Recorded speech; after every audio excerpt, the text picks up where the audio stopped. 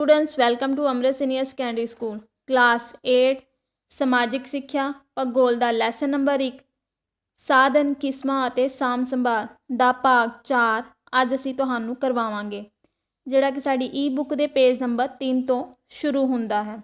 साडा टॉपिक सी साधन दीआं किस्मां जिस दे असीं तुहानूं 4 पॉइंट करवा चुके हाँ ते अज असीं तुहानूं उस तो अगे 5वां पॉइंट समुद्री अते खनिज साधन के बारे में समझावांगे। तो अपना टॉपिक शुरू करने तो पहला मैं तुहानूं अपने टॉपिक के नाल संबंधित कुछ तस्वीरां दिखाना चाहनी हाँ। तो बच्चों देखो उन्हां तस्वीरां नूं। बच्चों इस विच पहली तस्वीर जिहड़ी है समुद्री साधन दी है जिस ते लिखा होया है मरीन रिसोर्सिस जिस तो सानू हीरे मोती आदि प्राप्त होंदे हन। इस तो अगली तस्वीर खनिज साधना दी है जिस विच धातु खनिज पहली तस्वीर, दूसरी तस्वीर अधातु खनिज अते उसदे नाल ही है शक्ति साधन दी तस्वीर जो सानू धरती दे हेठले हिस्से अते समुंदर तो प्राप्त हुंदे हन। बच्चों अगलियां दो तस्वीरां भी तुसी देखो। यह सागर सम्राट नाम दे जल पोत दी है जिस तो सागरी खेतरां विच तेल कड्ढण दा काम लिया जाता है। जिस दे उपर लिखा होया है सागर सम्राट। इस तो समुद्री खेतरां विचों तेल कड्ढण दा काम लिया जाता है इस जहाज़ तो। उस तो अगली तस्वीर है मुंबई हाई दा सागरी तट है जिथों भारत विचों तेल कड्ढिया जाता है इन्हां ही सागरी जल पोतां दे नाल। तो बच्चों शुरू करते हाँ असी अपना अज दा टॉपिक। पॉइंट नंबर 5 समुद्री अते खनिज साधन। पानी मनुख वास्ते मुढ़ला अते महत्वपूर्ण साधन है। धरती का लगभग 71% हिस्सा पानी है। पानी जिहड़ा हैगा मनुख दे लई बहुत ही कीमती साधन है ते साडी धरती का जिहड़ा 71% हिस्सा है वो पानी दे नाल ही घिरिया होया है। तो बच्चों तुसी पृथ्वी की इस शेप नूं भी देखो। इससे 71% हिस्सा जिहड़ा है दिखाया गया है वो पानी दे नाल घिरिया होया है। तो बच्चों साडी पृथ्वी 71% पानी दे नाल घिरी हुई है जिहड़ा कि समुद्रां दे वड्डे वड्डे भंडारां दे रूप दे विच है। बच्चों पढ़ते हाँ असी अगे। पानी दे वड्डे वड्डे भंडारां नूं सागरां अते समुद्रां दा नाम दिता जाता है। ये समुंदर बहुत वड्डी मात्रा विच जैविक खनिज अते शक्ति साधन प्रदान करते हैं। मन्निया जाता है कि धरती ते सब तो पहला जीवन समुंदर तो ही शुरू होया। धरती के 75% जीव समुद्रां तो ही पैदा होए। समुंदर सानू बहुत वड्डी मात्रा विच मच्छियां मोती घोगे सिप्पियां अते हीरे जवाहरात आदि दिंदे हन। कई थावां ते समुद्री तटां तो पैट्रोलीयम पदार्थ भी मिलते हैं। मच्छियां संसार की बहुत वड्डी जनसंख्या नूं खुराक दिंदियां हन। मतलब कि जिहड़ा जल के वड्डे वड्डे भंडारां के रूप में समुंदर का नाम दिता गया है उस समुंदर वो तो साढ़े पानी का स्रोत भी हैं ते इन्हां समुंदरां दे विचों सानू भोजन प्राप्त हुंदा है ते होर बहुत सारे खनिज अते हीरे मोती ते खाण दे लई मच्छियां दे रूप विच बहुत वड्डी जनसंख्या नूं भोजन भी मिलता है। बच्चों तुसी एक बार उही तस्वीर नूं फिर तो देखो जिस विच समुद्री साधन मरीन रिसोर्स लिखिया होया है।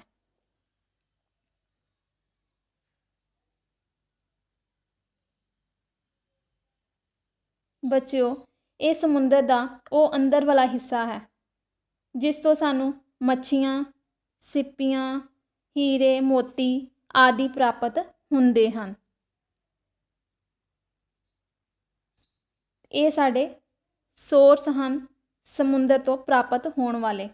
ਤਾਂ ਬੱਚਿਓ ਅੱਗੇ ਪੜ੍ਹਦੇ ਹਾਂ ਅਸੀਂ ਅਗਲਾ ਪੈਰਾ। ਖਣਿਜ ਸਾਧਨ ਧਰਤੀ ਵਿੱਚੋਂ ਮਿਲਣ ਵਾਲੇ ਪਦਾਰਥ ਹਨ। ਇਹ ਬੁਨਿਆਦੀ ਤੌਰ 'ਤੇ ਦੋ ਤਰ੍ਹਾਂ ਦੇ ਹੁੰਦੇ ਹਨ, ਧਾਤੂ ਖਣਿਜ ਪਦਾਰਥ ਅਤੇ ਅਧਾਤੂ ਖਣਿਜ ਪਦਾਰਥ। ਧਾਤੂ ਖਣਿਜ ਪਦਾਰਥਾਂ ਵਿੱਚ ਲੋਹਾ, ਤਾਂਬਾ, ਚਾਂਦੀ, ਸੋਨਾ, ਐਲੂਮੀਨੀਅਮ ਆਦਿ ਖਣਿਜ ਸ਼ਾਮਿਲ ਕੀਤੇ ਜਾਂਦੇ ਹਨ। ਅਧਾਤੂ ਖਣਿਜ ਪਦਾਰਥਾਂ ਵਿੱਚ ਪੈਟਰੋਲੀਅਮ, ਕੋਲਾ, ਅਬਰਕ, ਮੈਗਨੀਜ਼ ਆਦਿ ਪ੍ਰਮੁੱਖ ਹਨ। ਖਣਿਜ ਸਾਧਨ ਅਲੱਗ-ਅਲੱਗ ਪ੍ਰਕਾਰ ਦੀਆਂ ਚਟਾਨਾਂ ਤੋਂ ਪ੍ਰਾਪਤ ਕੀਤੇ ਜਾਂਦੇ ਹਨ। ਚਟਾਨਾਂ ਤੋਂ ਪ੍ਰਾਪਤ ਖਣਿਜ ਪਦਾਰਥ ਸਿੱਧੇ ਤੌਰ 'ਤੇ ਵਰਤੋਂ ਵਿੱਚ ਨਹੀਂ ਲਿਆਂਦੇ ਜਾਂਦੇ, ਸਗੋਂ ਇਹਨਾਂ ਨੂੰ ਉਦਯੋਗਾਂ ਵਿੱਚ ਸਾਫ਼ ਕਰਕੇ ਵਰਤਿਆ ਜਾਂਦਾ ਹੈ। ਖਣਿਜ ਪਦਾਰਥ ਸਾਡੇ ਉਦਯੋਗਾਂ ਦਾ ਆਧਾਰ ਮੰਨੇ ਜਾਂਦੇ ਹਨ, ਇਸ ਲਈ ਇਹਨਾਂ ਨੂੰ ਬਹੁਤ ਮਹੱਤਤਾ ਦਿੱਤੀ ਜਾਂਦੀ ਹੈ। ਬੱਚਿਓ, ਜਿਹੜੇ ਸਾਡੇ ਖਣਿਜ ਪਦਾਰਥ ਹਨ ਇਹ ਮੂਲ ਰੂਪ ਵਿੱਚ ਕੀ ਕਿਹਾ ਗਿਆ ਹੈ ਕਿ ਦੋ ਤਰ੍ਹਾਂ ਦੇ ਹੁੰਦੇ ਹਨ। ਕਿਹੜੇ ਦੋ ਤਰ੍ਹਾਂ ਦੇ ਹੁੰਦੇ ਹਨ? ਧਾਤੂ ਅਤੇ ਅਧਾਤੂ। ਪਰ ਇੱਕ ਹੋਰ ਖਣਿਜ ਪਦਾਰਥ ਹੁੰਦੇ ਹਨ ਜਿਨ੍ਹਾਂ ਤੋਂ ਸਾਨੂੰ ਊਰਜਾ ਮਿਲਦੀ ਹੈ, ਉਹਨਾਂ ਨੂੰ ਅਸੀਂ ਬੋਲਦੇ ਹਾਂ ਸ਼ਕਤੀ ਸਾਧਨ। ਤਾਂ ਬੱਚਿਓ ਪਹਿਲਾਂ ਤੁਸੀਂ ਇਹਨਾਂ ਦੀਆਂ ਤਸਵੀਰਾਂ ਨੂੰ ਦੇਖੋ। ਪਹਿਲੀ ਤਸਵੀਰ ਧਾਤੂ ਖਣਿਜ ਦੀ ਹੈ, ਮੈਟਾਲਿਕ ਮਿਨਰਲਸ, ਜਿਸ ਵਿੱਚ ਸੋਨਾ, ਤਾਂਬਾ ਅਤੇ ਲੋਹੇ ਦੀਆਂ ਤਸਵੀਰਾਂ ਦਿਖਾਈਆਂ ਗਈਆਂ ਹਨ। ਬੱਚੋ ਦੇਖੋ ਤੁਸੀਂ ਇਸ ਤਸਵੀਰ ਨੂੰ ਤੇ ਨਾਲ ਨਾਲ ਅਸੀਂ ਪੜ੍ਹਦੇ ਜਾਂਦੇ ਹਾਂ।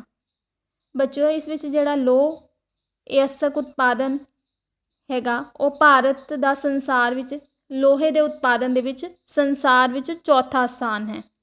ਲੋਹੇ 'ਤੇ ਸਾਡੇ ਬਹੁਤ ਸਾਰੇ ਉਦਯੋਗ ਨਿਰਭਰ ਕਰਦੇ ਹਨ।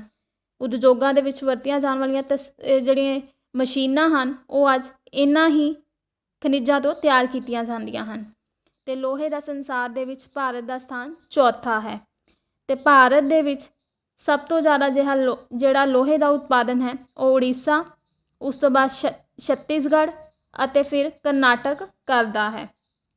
ਲੋਹਾ ਉਦਯੋਗ ਸਾਡੇ ਉਦਯੋਗਾਂ ਦਾ ਆਧਾਰ ਮੰਨਿਆ ਜਾਂਦਾ ਹੈ। ਬੱਚੋ ਅੱਗੇ ਹੈਗਾ ਤਾਂਬਾ, ਕੋਪਰ। ਇਸਦਾ ਪ੍ਰਯੋਗ ਜਿਹੜਾ ਸੀ ਪ੍ਰਾਚੀਨ ਕਾਲ ਤੋਂ ਹੀ ਸ਼ੁਰੂ ਹੋ ਗਿਆ ਸੀ। ਤਾਂ ਬੱਚਿਓ ਸਾਡੇ ਭਾਰਤ ਦੇ ਵਿੱਚ ਇਸਦਾ ਸਭ ਤੋਂ ਜ਼ਿਆਦਾ ਉਤਪਾਦਨ ਮੱਧ ਪ੍ਰਦੇਸ਼, ਰਾਜਸਥਾਨ ਅਤੇ ਝਾਰਖੰਡ ਵਿੱਚ ਕੀਤਾ ਜਾਂਦਾ ਹੈ। ਅਤੇ ਤਾਂਬੇ ਦਾ ਪ੍ਰਯੋਗ ਬਰਤਨ, ਸ਼ੋਅ ਪੀਸ ਅਤੇ ਗਹਿਣੇ ਬਣਾਉਣ ਦੇ ਲਈ ਵੀ ਇਸਦਾ ਪ੍ਰਯੋਗ ਕੀਤਾ ਜਾਂਦਾ ਹੈ। ਬੱਚੋ ਅੱਗੇ ਹੈ ਸੋਨਾ, ਗੋਲਡ, ਜਿਸਦਾ ਕਰਨਾਟਕ ਦੇ ਕੋਲਾਰ ਖੇਤਰ ਵਿੱਚ ਉਤਪਾਦਨ ਕੀਤਾ ਜਾਂਦਾ ਹੈ। ਮਤਲਬ ਕਿ ਸੋਨਾ ਜਿਹੜਾ ਹੈ ਕਰਨਾਟਕ ਦੇ ਕੋਲਾਰ ਖੇਤਰ ਵਿੱਚੋਂ ਕੱਢਿਆ ਜਾਂਦਾ ਹੈ। ਇਸ ਦੇ ਨਾਲ ਵੀ ਗਹਿਣੇ ਬਣਾਏ ਜਾਂਦੇ ਹਨ। ਅੱਗੇ ਹੈ ਚਾਂਦੀ, ਜਿਸ ਦਾ ਸਭ ਤੋਂ ਜ਼ਿਆਦਾ ਉਤਪਾਦਨ ਰਾਜਸਥਾਨ ਵਿੱਚ ਕੀਤਾ ਜਾਂਦਾ ਹੈ। ਉਸ ਤੋਂ ਬਾਅਦ ਹੈ ਐਲੂਮੀਨੀਅਮ, ਜਿਸ ਨੂੰ ਬਾਕਸਾਈਟ ਅਯਸਕ ਦੇ ਵਿੱਚੋਂ ਕੱਢਿਆ ਜਾਂਦਾ ਹੈ। ਇਸਦਾ ਪ੍ਰਯੋਗ ਵੀ ਉਦਯੋਗਾਂ ਵਿੱਚ ਕੀਤਾ ਜਾਂਦਾ ਹੈ। ਇਸਦਾ ਸਭ ਤੋਂ ਜ਼ਿਆਦਾ ਜਿਹੜਾ ਭੰਡਾਰਨ ਹੈਗਾ ਉਹ ਉੜੀਸਾ ਵਿੱਚ ਪਾਇਆ ਜਾਂਦਾ ਹੈ ਅਤੇ ਉਸ ਤੋਂ ਬਾਅਦ ਗੁਜਰਾਤ ਅਤੇ ਝਾਰਖੰਡ ਵਿੱਚ ਐਲੂਮੀਨੀਅਮ ਪਾਇਆ ਜਾਂਦਾ ਹੈ। ਬੱਚੋ ਅੱਗੇ ਹੈਗਾ ਅਧਾਤੂ ਖਣਿਜ, ਨੌਨ ਮੈਟਾਲਿਕ ਅਤੇ ਐਨਰਜੀ ਮਿਨਰਲਸ, ਸ਼ਕਤੀ ਦੇ ਸਾਧਨ ਦੀ ਤਸਵੀਰ ਨੂੰ ਤੁਸੀਂ ਇੱਕ ਵਾਰ ਫਿਰ ਤੋਂ ਵੇਖੋ। ਬੱਚੋ ਇਸ ਦੇ ਵਿੱਚ ਅਧਾਤੂ ਖਣਿਜ ਦੇ ਵਿੱਚ ਮਾਈਕਾ ਮਤਲਬ ਅਬਰਕ, ਸਾਲਟ ਨਮਕ, ਗ੍ਰੇਨਾਈਟ, ਲਾਈਮਸਟੋਨ ਚੂਨਾ ਪੱਥਰ। ਬੱਚੋ ਇਹ ਵੀ ਸਾਡੇ ਅਧਾਤੂ ਖਣਿਜ ਹਨ। ਇਸਦਾ ਪ੍ਰਯੋਗ ਵੀ ਬਹੁਤ ਸਾਰੇ ਉਦਯੋਗਾਂ ਦੇ ਵਿੱਚ ਹੁੰਦਾ ਹੈ। ਉਸਦੇ ਨਾਲ ਹੀ ਹਨ ਸ਼ਕਤੀ ਦੇ ਸਾਧਨ, ਕੋਲਾ, ਪੈਟਰੋਲੀਅਮ ਅਤੇ ਕੁਦਰਤੀ ਗੈਸ। ਬੱਚੋ ਇਸ ਤਸਵੀਰ ਨੂੰ ਵੀ ਤੁਸੀਂ ਦੇਖ ਲਓ। ਇਸ ਦੇ ਵਿੱਚ ਕੋਲਾ, ਪੈਟਰੋਲੀਅਮ ਅਤੇ ਕੁਦਰਤੀ ਗੈਸ ਦਿਖਾਇਆ ਗਿਆ ਹੈ। ਕੋਇਲਾ ਜਿਹੜਾ ਹੈਗਾ ਉਸ ਤੋਂ ਤਾਪ ਘਰਾਂ ਦੇ ਵਿੱਚ ਬਿਜਲੀ ਪੈਦਾ ਕਰਨ ਦੇ ਲਈ ਇਸ ਦੀ ਵਰਤੋਂ ਕੀਤੀ ਜਾਂਦੀ ਹੈ, ਕਿਉਂਕਿ ਕੋਇਲਾ ਵੀ ਸਾਡੀ ਊਰਜਾ ਦਾ ਸਾਧਨ ਹੈ। ਇਸ ਤੋਂ ਅੱਗੇ ਹੈ ਪੈਟਰੋਲੀਅਮ ਅਤੇ ਕੁਦਰਤੀ ਗੈਸ। ਸਾਡੇ ਭਾਰਤ ਵਿੱਚ ਤੇਲ ਦਾ ਜਿਹੜਾ ਸੰਭਾਵਿਤ ਖੇਤਰ ਲਗਭਗ ਕਿੰਨਾ ਹੈਗਾ? 10 ਲੱਖ ਵਰਗ ਕਿਲੋਮੀਟਰ ਹੈ। ਮਤਲਬ ਕਿ ਭਾਰਤ ਦੇ ਵਿੱਚ ਇੰਨੇ ਵੱਡੇ ਹਿੱਸੇ ਦੇ ਵਿੱਚ ਜਿਹੜਾ ਖਣਿਜ ਤੇਲ ਹੈ ਪਾਇਆ ਜਾਂਦਾ ਹੈ। ਆਜ਼ਾਦੀ ਤੋਂ ਬਾਅਦ ਖਣਿਜ ਤੇਲ ਅਤੇ ਕੁਦਰਤੀ ਗੈਸ ਦੀ ਖੋਜ ਗੁਜਰਾਤ ਦੇ ਮੈਦਾਨਾਂ ਅਤੇ ਖੰਬਾਤ ਦੀ ਖਾੜੀ ਵਿੱਚ ਕੀਤੀ ਗਈ। ਕੁਝ ਸਮੇਂ ਤੋਂ ਬਾਅਦ ਇਸ ਦੀ ਹੋਰ ਖੋਜ ਕੀਤੀ ਗਈ ਅਤੇ ਮੁੰਬਈ ਤੱਟ ਤੋਂ 115 ਕਿਲੋਮੀਟਰ ਦੂਰ ਸਮੁੰਦਰ ਵਿੱਚ ਖਣਿਜ ਤੇਲ ਦੀ ਖੋਜ ਕੀਤੀ ਗਈ। ਇਸ ਸਮੇਂ ਇਹ ਭਾਰਤ ਦਾ ਸਭ ਤੋਂ ਵੱਡਾ ਤੇਲ ਖੇਤਰ ਹੈ। ਇਸ ਤੇਲ ਖੇਤਰ ਨੂੰ ਬੰਬੇ ਹਾਈ ਦੇ ਨਾਮ ਨਾਲ ਜਾਂ ਮੁੰਬਈ ਹਾਈ ਦੇ ਨਾਮ ਨਾਲ ਜਾਣਿਆ ਜਾਂਦਾ ਹੈ। ਤਾਂ ਬੱਚਿਓ, ਤੁਸੀਂ ਉਸ ਤਸਵੀਰ ਨੂੰ ਫਿਰ ਤੋਂ ਦੇਖੋ ਜਿਸ ਦੇ ਉੱਪਰ ਲਿਖਿਆ ਹੋਇਆ ਹੈ ਬੰਬਈ ਹਾਈ, ਮੁੰਬਈ ਹਾਈ। ਇਹ ਭਾਰਤ ਦਾ ਉਹ ਖੇਤਰ ਹੈ ਜਿੱਥੇ ਅੱਜ ਸਭ ਤੋਂ ਜ਼ਿਆਦਾ ਖਣਿਜ ਤੇਲ ਖੋਜਿਆ ਜਾਂਦਾ ਹੈ। ਇਹ 60% ਖਣਿਜ ਤੇਲ ਦਾ ਉਤਪਾਦਨ ਇਸ ਖੇਤਰ ਦੇ ਵਿੱਚੋਂ ਕੀਤਾ ਜਾਂਦਾ ਹੈ। ਇਹੀ ਖਣਿਜ ਤੇਲ ਸਾਡੇ ਉਦਯੋਗਾਂ ਦੇ ਆਧਾਰ ਹਨ। ਤਾਂ ਬੱਚਿਓ, ਇਸ ਤਸਵੀਰ ਨੂੰ ਦੇਖਣ ਤੋਂ ਬਾਅਦ ਅਸੀਂ ਅੱਗੋਂ ਪੜ੍ਹਦੇ ਹਾਂ ਅਗਲੇ ਪੇਜ 'ਤੇ, ਪੇਜ ਨੰਬਰ 4 'ਤੇ ਮਨੁੱਖੀ ਸਾਧਨ। ਕੁਦਰਤ ਦੁਆਰਾ ਪੈਦਾ ਕੀਤੇ ਗਏ ਸਾਰੇ ਜੀਵਾਂ ਵਿੱਚੋਂ ਮਨੁੱਖ ਨੂੰ ਸਰਵੋਤਮ ਪ੍ਰਾਣੀ ਦਾ ਖਿਤਾਬ ਮਿਲਿਆ ਹੈ। ਆਪਣੀ ਬੁੱਧੀ ਅਤੇ ਕੰਮ ਕਰਨ ਦੀ ਸ਼ਕਤੀ ਨਾਲ ਮਨੁੱਖ ਆਪਣੇ ਆਪ ਵਿੱਚ ਇੱਕ ਬਹੁਤ ਵੱਡਾ ਸਾਧਨ ਹੈ। ਹੋਰ ਸਾਰੇ ਸਾਧਨਾਂ ਦੀ ਵਰਤੋਂ ਵਿੱਚ ਮਨੁੱਖ ਦੀ ਯੋਗਤਾ ਦਾ ਵੱਡਮੁੱਲਾ ਯੋਗਦਾਨ ਹੈ। ਕਿਸੇ ਵੀ ਇਲਾਕੇ ਦੇ ਵਿਕਾਸ ਵਿੱਚੋਂ ਮਨੁੱਖੀ ਸਾਧਨਾਂ ਦੇ ਵਿਕਾਸ ਦੀ ਝਲਕ ਮਹਿਸੂਸ ਕੀਤੀ ਜਾ ਸਕਦੀ ਹੈ। ਜਾਪਾਨ ਦੇਸ਼ ਇੱਕ ਬਹੁਤ ਵੱਡੀ ਉਦਾਹਰਨ ਹੈ, ਜਿੱਥੇ ਬਾਕੀ ਸਾਧਨਾਂ ਦੀ ਘਾਟ ਜਾਂ ਅਣਹੋਂਦ ਹੁੰਦਿਆਂ ਹੋਇਆਂ ਵੀ ਦੇਸ਼ ਨੇ ਬਹੁਤ ਤਰੱਕੀ ਕੀਤੀ ਹੈ। ਬਾਕੀ ਸਾਰੇ ਸਾਧਨਾਂ ਦਾ ਵਿਕਾਸ ਅਧੂਰਾ ਹੀ ਰਹੇਗਾ ਜਦ ਤੱਕ ਮਨੁੱਖੀ ਸਾਧਨ ਪੂਰੀ ਤਰ੍ਹਾਂ ਵਿਕਸਿਤ ਨਹੀਂ ਹੁੰਦੇ। ਸਾਧਨਾਂ ਦੇ ਵਿਕਾਸ ਲਈ ਮਨੁੱਖ ਦੇ ਗੁਣ, ਸਮਰੱਥਾ, ਵਿਦਿਅਕ ਅਤੇ ਤਕਨੀਕੀ ਯੋਗਤਾ ਆਦਿ ਮਹੱਤਵਪੂਰਨ ਰੋਲ ਅਦਾ ਕਰਦੇ ਹਨ। ਸੰਸਾਰ ਦੇ ਸਾਰੇ ਦੇਸ਼ ਹੀ ਆਪਣੇ ਮਨੁੱਖੀ ਸਾਧਨਾਂ ਦੇ ਸਹੀ ਵਿਕਾਸ ਵਿੱਚ ਜੁਟੇ ਹੋਏ ਹਨ ਤਾਂ ਕਿ ਉਹ ਹੋਰ ਸਾਧਨਾਂ ਦਾ ਉਚਿਤ ਵਿਕਾਸ ਕਰ ਸਕਣ। ਮਤਲਬ ਜੇਕਰ ਮਾਨਵ ਪੂਰੀ ਤਰ੍ਹਾਂ ਦੇ ਨਾਲ ਸਿੱਖਿਅਤ ਹੋਵੇਗਾ, ਉਸ ਦੀ ਸਿੱਖਿਆ ਸਹੀ ਤਰੀਕੇ ਦੇ ਨਾਲ ਹੋਏਗੀ ਤਾਂ ਉਹ ਆਪਣੀ ਤਕਨੀਕੀ ਯੋਗਤਾ, ਕੁਸ਼ਲਤਾ ਅਤੇ ਹੁਨਰ ਦੇ ਨਾਲ ਦੇਸ਼ ਦਾ ਆਰਥਿਕ ਵਿਕਾਸ ਕਰ ਸਕਦਾ ਹੈ। ਕਿਉਂਕਿ ਕਿਸੇ ਵੀ ਦੇਸ਼ ਦਾ ਆਰਥਿਕ ਵਿਕਾਸ ਕਿਹਦੇ 'ਤੇ ਨਿਰਭਰ ਕਰਦਾ ਹੈ? ਮਾਨਵੀ ਸਾਧਨਾ 'ਤੇ। ਤਾਂ ਅੱਜ ਹਰ ਦੇਸ਼ ਮਾਨਵ ਸਾਧਨਾ ਦੇ ਵਿਕਾਸ ਦੇ ਵਿੱਚ ਜੁਟਿਆ ਹੋਇਆ ਹੈ ਕਿ ਜ਼ਿਆਦਾ ਤੋਂ ਜ਼ਿਆਦਾ ਮਾਨਵ ਨੂੰ ਸਿੱਖਿਆ ਦੇ ਮੌਕੇ ਦਿੱਤੇ ਜਾਣ, ਉਸ ਨੂੰ ਯੋਗਤਾ ਨੂੰ ਹੋਰ ਨਿਖਾਰਿਆ ਜਾਏ ਤਾਂ ਕਿ ਉਹ ਘੱਟ ਸਾਧਨਾ ਦੇ ਹੁੰਦੇ ਹੋਏ ਵੀ ਬਹੁਤ ਬੁਲੰਦੀਆਂ ਨੂੰ ਛੂਹ ਸਕੇ। ਤਾਂ ਇਸ ਦੀ ਇੱਕ ਬਹੁਤ ਵੱਡੀ ਉਦਾਹਰਨ ਹੈ ਜਾਪਾਨ ਦੇਸ਼, ਜਿਸ ਨੇ ਘੱਟ ਸਾਧਨ ਹੁੰਦੇ ਹੋਏ ਵੀ ਆਪਣੇ ਮਨੁੱਖਾਂ ਦੇ ਹੁਨਰ ਅਤੇ ਤਕਨੀਕੀ ਯੋਗਤਾ ਦੇ ਬਲ ਦੇ ਨਾਲ ਇੱਕ ਸਾਗਰ ਸਮਰਾਟ ਨਾਮ ਦੇ ਜਲ ਪੋਤ ਨੂੰ ਤਿਆਰ ਕੀਤਾ, ਜਿਸ ਦਾ ਕੰਮ ਅੱਜ ਸਾਗਰੀ ਖੇਤਰਾਂ ਦੇ ਵਿੱਚੋਂ ਤੇਲ ਕੱਢਣ ਦੇ ਲਈ ਲਿਆ ਜਾਂਦਾ ਹੈ। ਤਾਂ ਬੱਚਿਓ, ਤੁਸੀਂ ਉਹੀ ਤਸਵੀਰ ਨੂੰ ਫਿਰ ਤੋਂ ਦੇਖੋ ਜਿਸ 'ਤੇ ਸਾਗਰ ਸਮਰਾਟ ਲਿਖਿਆ ਹੋਇਆ ਹੈ। ਸਾਗਰ ਸਮਰਾਟ ਲਿਖਿਆ ਹੋਇਆ ਹੈ। ਤਾਂ ਬੱਚਿਓ, ਇਹ ਜਾਪਾਨ ਦੁਆਰਾ ਬਣਾਈ ਹੋਈ ਉਹ ਸਾਗਰ ਸਮਰਾਟ ਨਾਂ ਦੇ ਜਲ ਪੋਤ ਦੀ ਤਸਵੀਰ ਹੈ। ਤਾਂ ਬੱਚਿਓ, ਇਸੇ ਹੀ ਜਲ ਪੋਤ ਦੇ ਨਾਲ ਅਸੀਂ ਸਾਗਰੀ ਖੇਤਰਾਂ ਵਿੱਚ ਤੇਲ ਖੋਜਣ ਦਾ ਕੰਮ ਲੈ ਰਹੇ ਹਾਂ। ਮਤਲਬ ਜਾਪਾਨ ਦੇ ਕੋਲ ਸਾਧਨ ਘੱਟ ਸੀ, ਪਰ ਮਨੁੱਖੀ ਯੋਗਤਾ, ਤਕਨੀਕੀ ਯੋਗਤਾ, ਸਿੱਖਿਆ ਦੇ ਨਾਲ ਉਸਨੇ ਇਹ ਪ੍ਰਾਪਤੀ ਹਾਸਲ ਕੀਤੀ।